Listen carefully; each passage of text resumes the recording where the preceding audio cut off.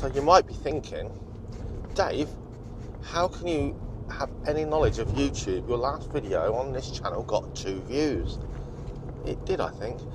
But what you might not know is I've been doing YouTube for quite a few years now. It started with my daughter doing the channel. I was kind of, I don't know, putting in the material. She did all the editing and so on and so forth. And then we all got busy. And then to reset my channel, which was all about my interests, falconry, reptile keeping, nature, that kind of thing. And I carried on all those different ethoses into one roof. And you just get to a point, you realise, and I know that it's a fact, YouTube algorithms just don't know what to do with that. Like, who's this? Hang on, who are we sending these videos for on the home screen? You know, you did a falconry video, Dave, and it doesn't think, does it, the algorithm? It just sort of works stuff out. But you did an algorithm, Dave. You did a falconry video, Dave, and sent it off, and all the falconers in the world loved it, and it got, you know, great reviews. So your next video, we sent it all out to those guys because they like watching your channel, and no one watched it because it turns out it was about breeding some kind of snake, and the algorithm's kind of thinking, don't know where to put these videos. It's like 1 minute one of his videos does well and no one watches the next one, and the algorithm loses you. It loses you as subject matter, and it doesn't know where to push your videos, so it probably does it randomly on a bit of a hope, but it doesn't really go pop up in front of the people that would watch your videos. And I don't do this for money, so I kind of persevere. It's just about my life. It's what I like to do. I like to help people where I can in the fields I'm in. But after quite some time, years, I thought, right, I wonder if I've got enough time to split that into 3 channels. So we've got the falconry channel, we've got Snakes Plus, and we've got my little original name brand. It was name branded Dave Sharp Nature Boy, just my adventures in nature. And here's what's happened. The Nature Boy one's not getting a lot of input from me. It's almost like, I don't know, almost like if you just went around your house in the olden days, someone's house, your mate's house in the olden days, and they said, come and look at our holiday snaps. It's a little vlog really of what's going on, and it's not kept up to date entirely. And for me at the moment, it's a record of my life and my grandchild and nature and the way the world is now. Interesting to watch, but it's not focused as it should be on specific topics. The snake one, that's doing well. That's quite a new channel. That's about up to 1,000 subscribers, and 1,000 subscribers is where, whoa, YouTube, there's a video on the state of the roads, where YouTube takes it seriously. So it's one of the key elements you need if you don't know about YouTube. If you want to get monetized, if you want to get any revenue from the adverts that YouTube put on your videos anyway, if you want any tiny cut of that, and it is a microscopic amount, 1,000 subscribers is one of the benchmarks you have to reach before they monetize it. And essentially then they take it more seriously. It's worth more in advertising all round, you know, it's getting more views, they're making more money as well. So 1,000 subscribers is good, and that one's just about there, and that's about snake keeping. The falconry channel is my main channel. It's the one that, the topic that's been going the longest. It's got a good following. I've just this weekend, me and my staff have just put on a gathering of falconers, a falconry event for the UK and abroad. Anyone can come, basically, as far away as Canada, it turns out. And that's my channel that's got my weight. It's not got masses of subscribers. I don't know, coming up maybe 7,000 as you watch this. I don't know, 6 or something. But it's got a following. It's a name brand. People know about the channel. They know about me, and they like the way I teach, what I teach, and try and help people. So it's kind of, that's a pucker YouTube channel. It's not millions of subscribers, but it's a pucker one within its niche market, and it's monetized. All good, getting some money from that, Dave. But listen, this is what I want to talk about. The key things you need to know to have a successful channel, especially if you think YouTube is a way of making money, which it certainly is in many different ways. But that channel is a niche market. It's falconry. And also falconry itself is a form of hunting, a form of acquiring meat for the table, and that's out of vogue in the Western world, isn't it? Certainly in the UK. Oh, hunting? No, I'd rather watch a piglet screaming and kicking in a a lorry packed in with its brothers and sisters and go through the slaughterhouse and all that must entail. But yeah, then I'll eat a bacon butty, they're lovely. But hunting your own food, oh. Anyway, that means two things. Niche market, in the world of people, small amount of following. That means if you're advertising on my channel, your adverts are going to a relative, in world global numbers, a relatively small amount of people, a niche interest. It's also, getting a subject matter might turn people off, so even then you're like, well, I'm not going to pay a fortune to YouTube to advertise on that channel. I'm not going to bid, which is what I do, bid too highly to get my adverts on there. So from my point of view, the adverts that go on there, which is, you'll just have just as many adverts as any other video of anyone on YouTube. The trouble you get is, whoa, chased down too early then. The trouble you get is, they don't bid a lot to put their adverts on there, the advertisers. So therefore, if people actually do watch the advert, they've got to watch quite a percentage of the advert before any revenue comes my way. The tiny bit of revenue is minuscule. Once a month, I fill my van up a lot, but I get a free tank of diesel from YouTube once a month. It's not free. I spend a lot of time on YouTube, and that's something else you need to be accounted for. So let me tell you just the niche things you need to know about being successful on YouTube. It might surprise you, especially when you think, hang on Dave, you haven't got 10 million followers. I haven't, but I know exactly why. And the reason is, or the reason I still haven't, is because I do my channels to help people, not to gain revenue. If I did want to gain revenue, my topics would be different, not stuff I'm interested in. There'd be stuff I'd research that would make money, and I'd follow some simple rules that I very rarely follow on my channels. So if you want to have a successful YouTube channel that grows well, number one, time every single week. Put aside, not when you feel like it. You can do a YouTube channel how you like. This is about how to be successful. Grow a channel, get monetized, earn money. Simple tips. You have to allow time every single week. Like it's a job. Might be a part-time job, but like it's a job, you have to do it every week. You have to be putting out at least, and it's okay, one video a week every single week for the first year. At least, but it is okay, I'll repeat that, one video every single week for the first year. Now, some topics will allow you to batch cook them, literally do batches of videos, do all the editing, have them ready, have them a nice log of videos ready to load up or make live every week. Film in batches, not just one a week, film in batches, get ahead of the curve. That's for a whole year. For most people, nothing much is going to happen on your channel for the first year, for most people, and it will only happen after that if you are loading up at least one video every week for a year.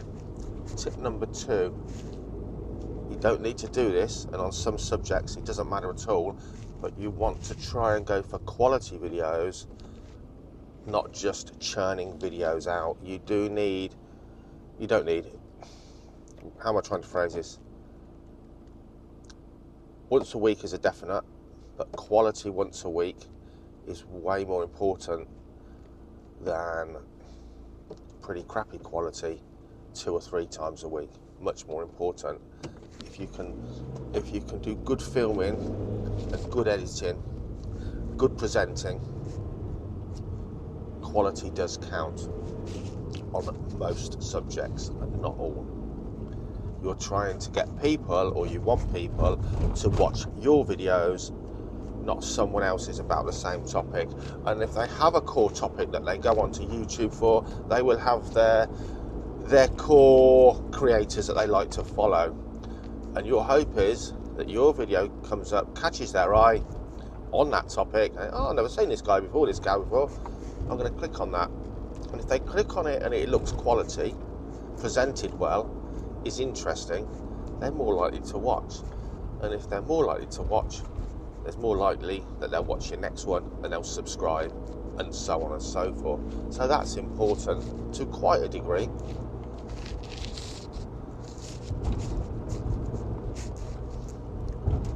How you present your videos is important. Again, it depends on the topic, it depends on your face, and it depends on how you are in front of a camera.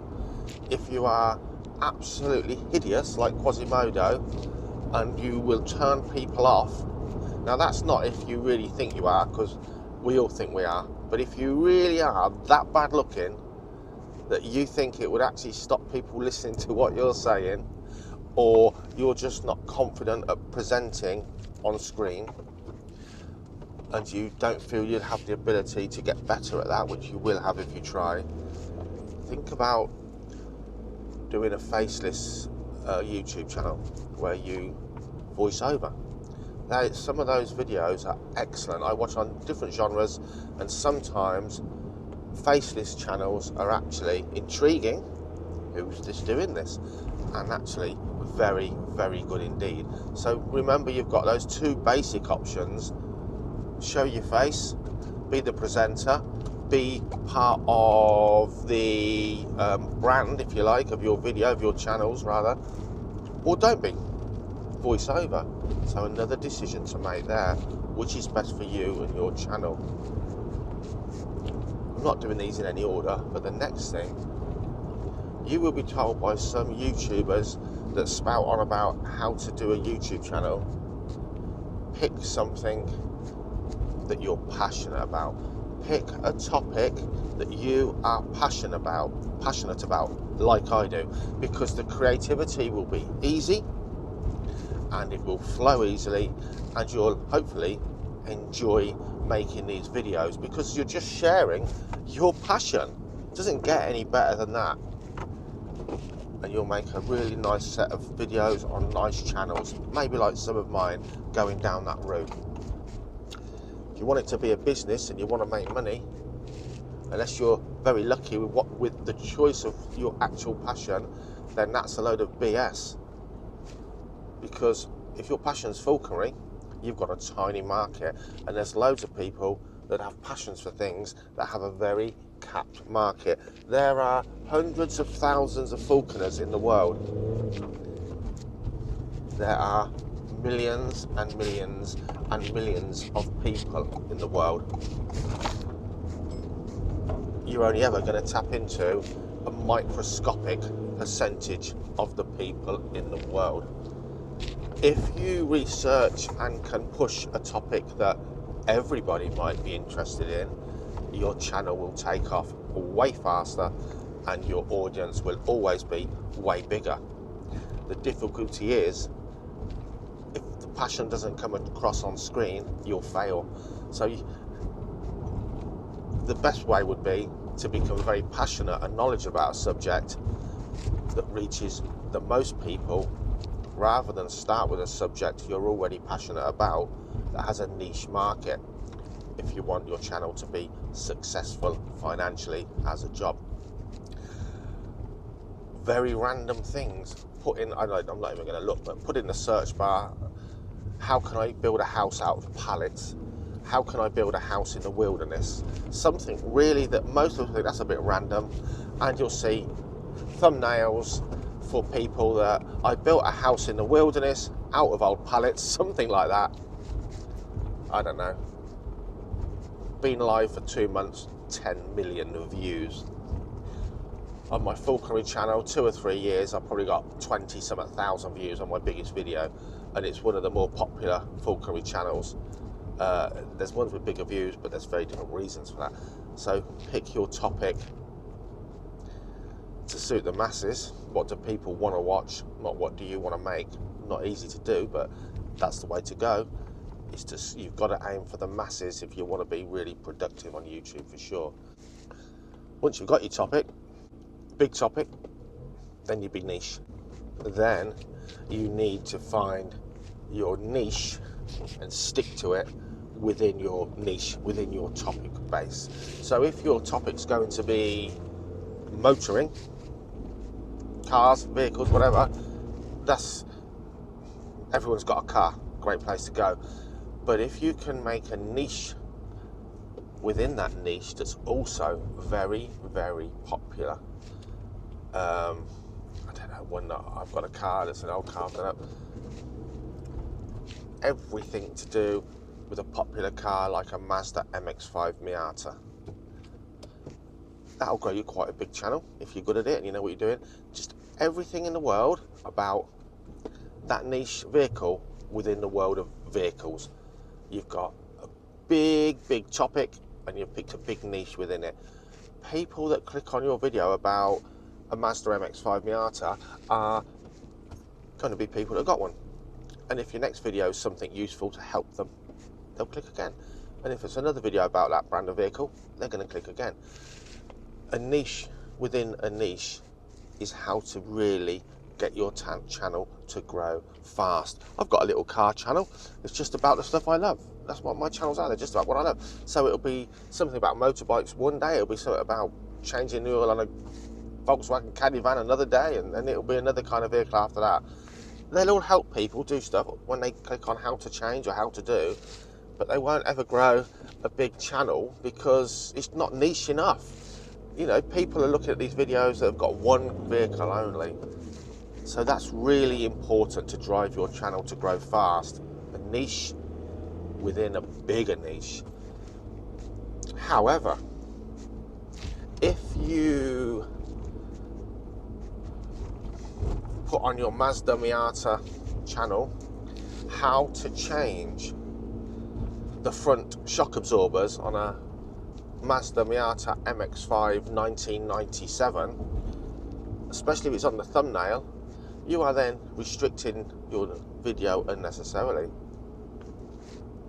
Why not how to change the shock absorbers on a car, or very least on a Mazda, or very least on a Mazda MX-5. So I'm telling you to be niche, but that thumbnail, if possible, can be a little bit broader to drag more people in, because you might find it's the same to change the shock absorbers on every year of MX-5s for all I know.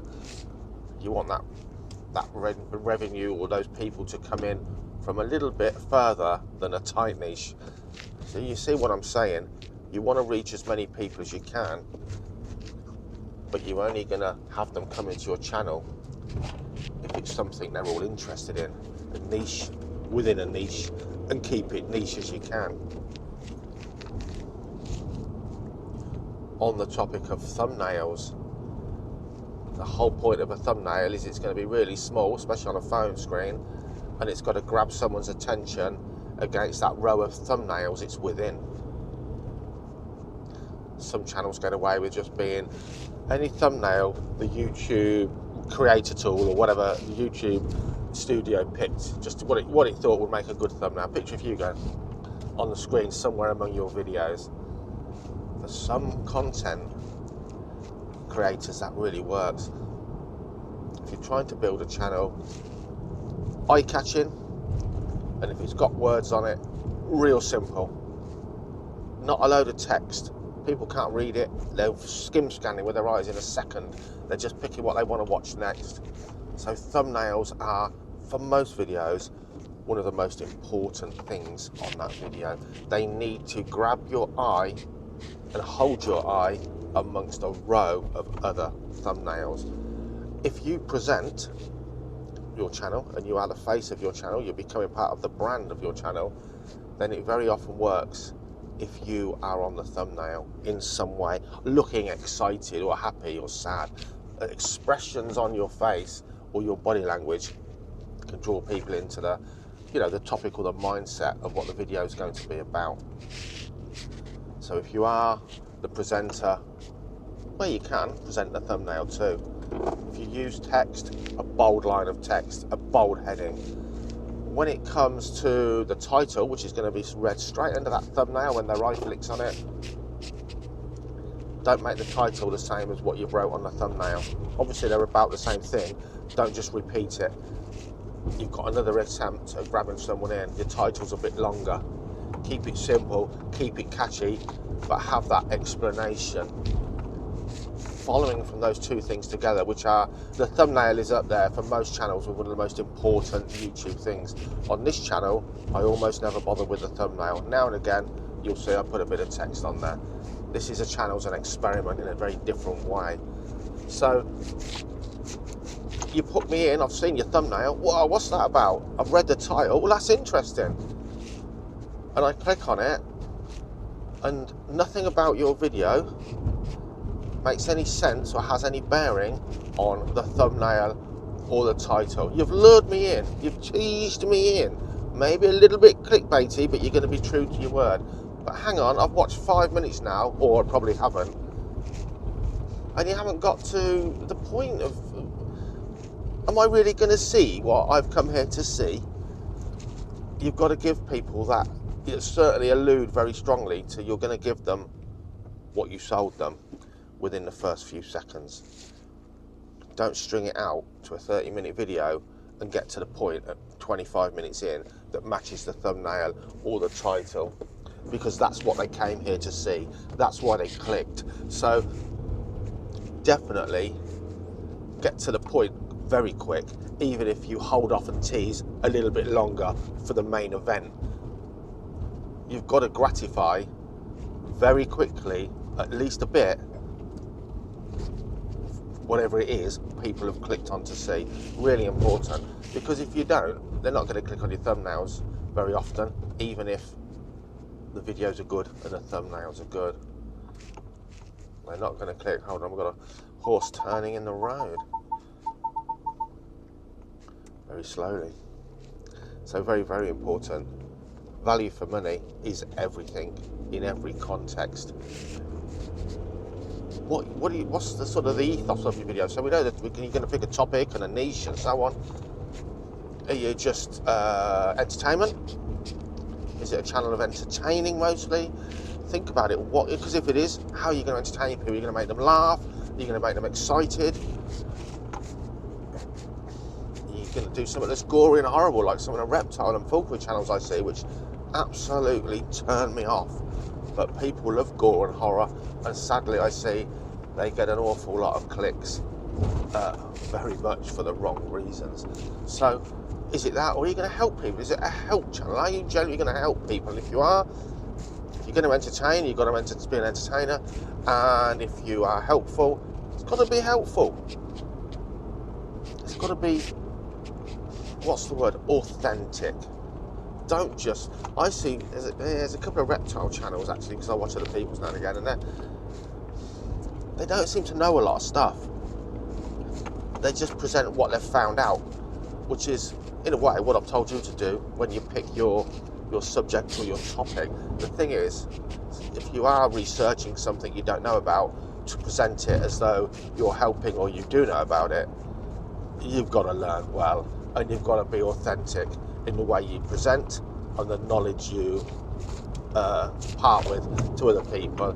You will soon be sniffed out as someone that's full of BS and actually knows very little at all. No one likes to find out they're being lied to or cheated. No one. You might get away with it a long time.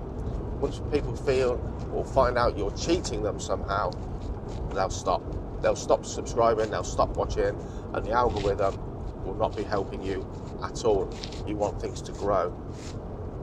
When it comes to being monetized by actual YouTube, at the moment I believe it's 4,000 watch hours. So you've got to accrue people watching your channel or the videos on your channel mixed together, if you like, all together, 4,000 hours of watch time. May have changed when you watch this, and you need, at the time of this, I think 1,000 subscribers. You need those two things at least together. Another thing you need to be monetized is to read the rules on YouTube.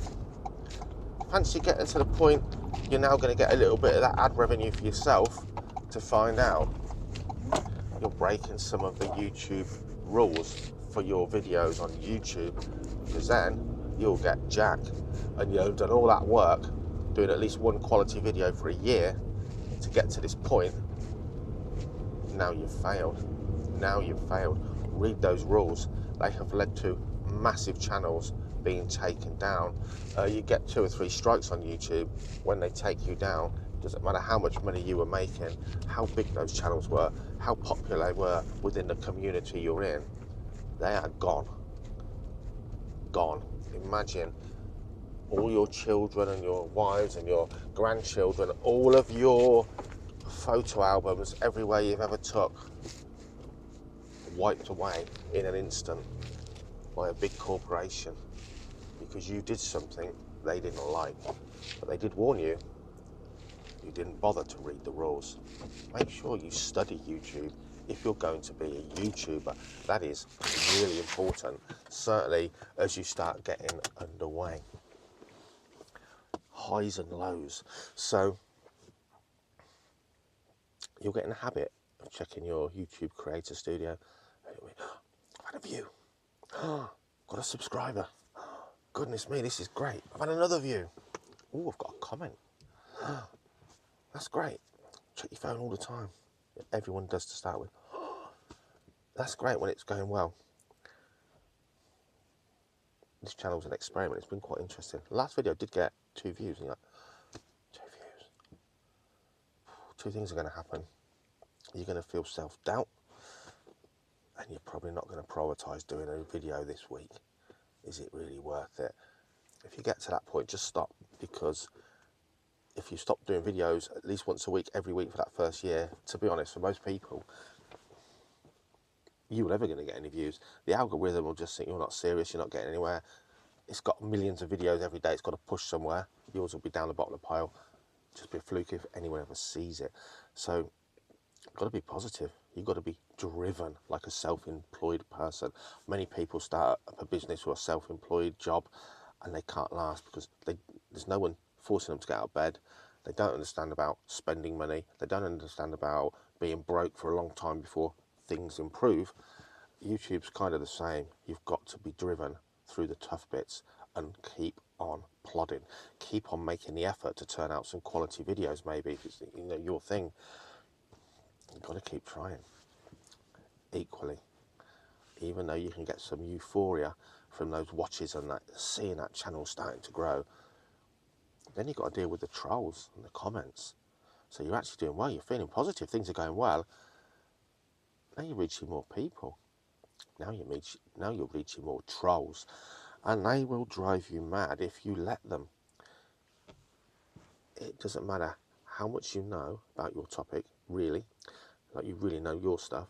It doesn't matter how much people are watching and the positivity on your channel. It doesn't matter how much you love doing what you do and how much you think you're helping other people.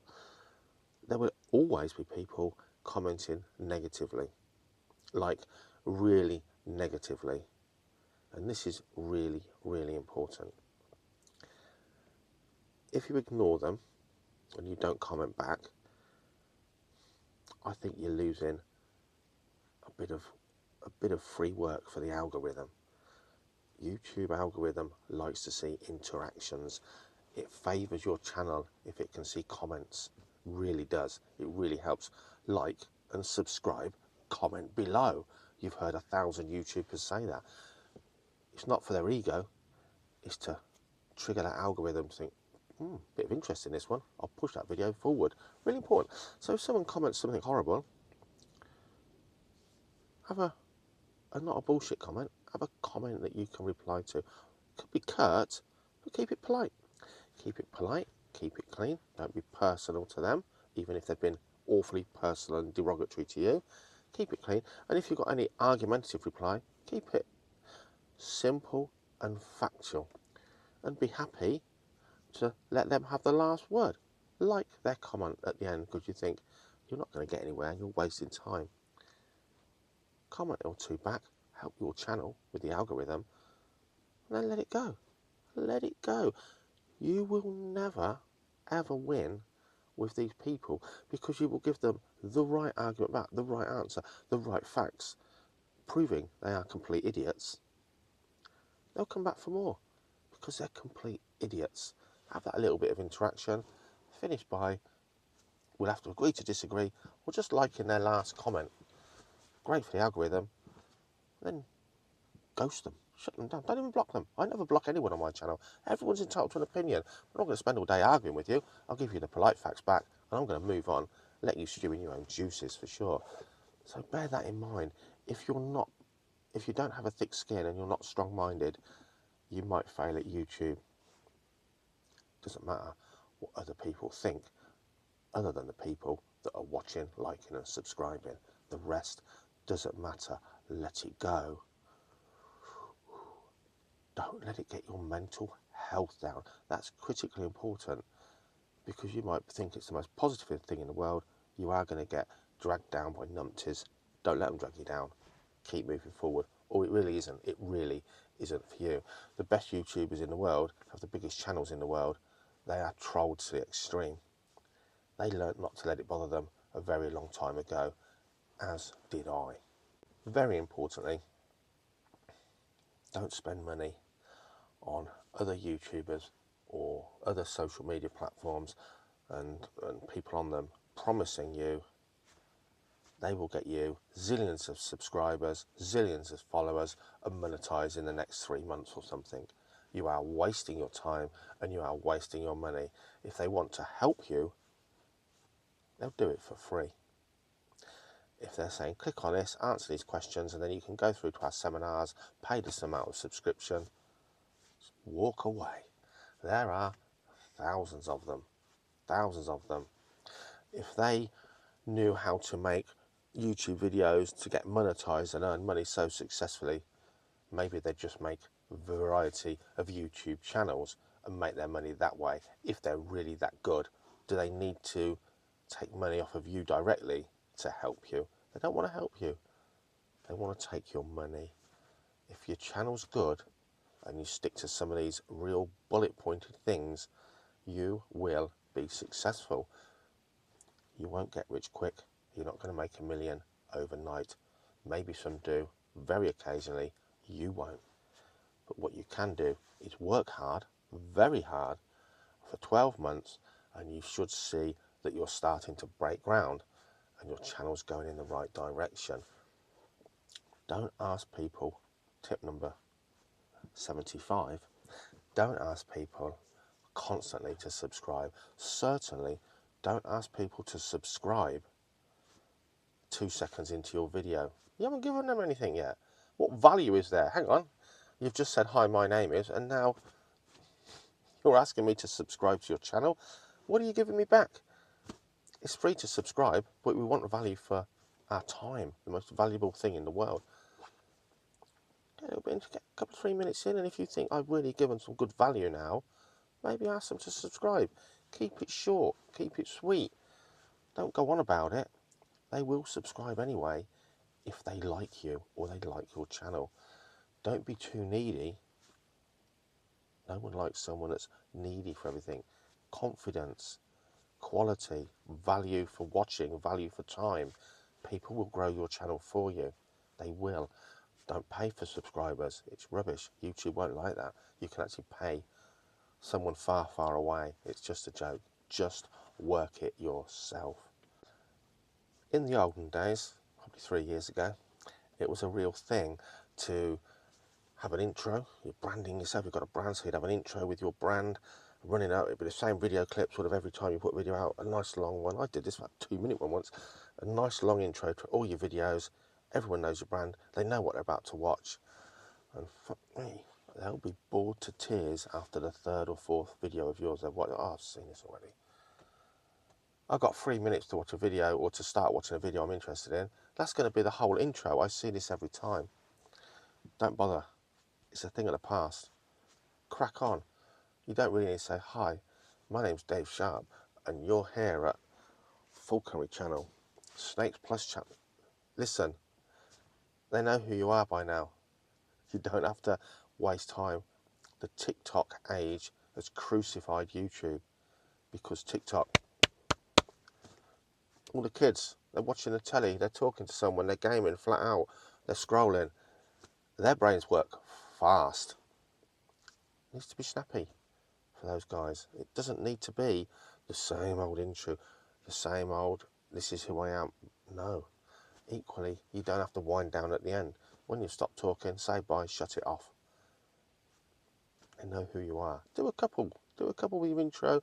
If you're going to have an intro piece, an intro slot of video, or a segment or a picture or video that starts your channels off, you've got to realise pretty quick it needs to be a few seconds long, not anything like a minute or minutes for sure. So another real important tip is we live in an age now where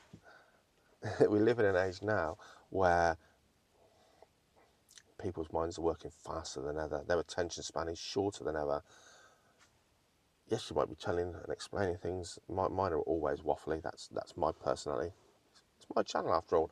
Hoping you enjoy it and you get something from all of my channels. But at the end of the day, I'm presenting them as we're having a chat. I'm not here for the TikTok generation, but you might well be. Learn that the focus is short, is narrow, and the attention spans are short.